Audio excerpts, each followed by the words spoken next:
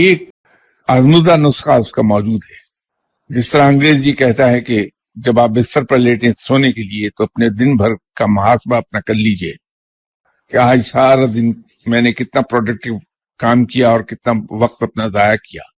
تاکہ آپ کی اصلاح ہوتی رہے. میں نہیں انہی لائنز پہ اگر انسان روزانہ بستر پر لیٹ کر سونے سے پہلے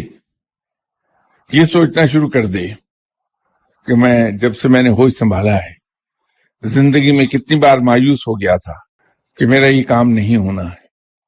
اور اللہ تعالیٰ نے ایسے طریقے سے کر دیا جس کا مجھے وہم و گمان بھی نہیں تھا،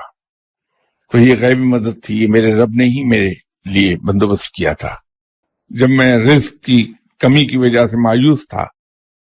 تو نادیدہ ذرائع سے، غیر متوقع ذرائع سے مجھے فلاں وقت اللہ نے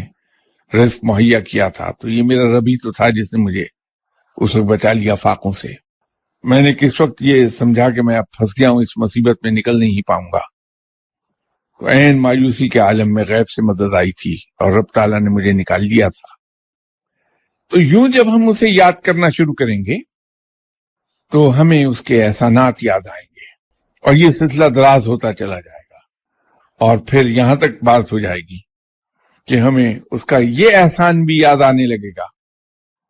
کہ اس نے ہمیں اجازت دی ہے کہ ہم اس کی ہوا میں سانس لے لیں، اس کی پیدا کی ہوئی آکسیجن کو بغیر کسی معاوضے کے انہیل کرتے چلے جائیں، کنزیوم کریں اور اپنے آپ کو زندہ رکھیں. جب ہمیں یہ احساس ہونے لگتا ہے کہ رب تعالیٰ کیسی چھوٹی چھوٹی باتوں کی بھی ہماری کیئر کر رہا ہے، تو اس سے پیار ہونے لگے گا.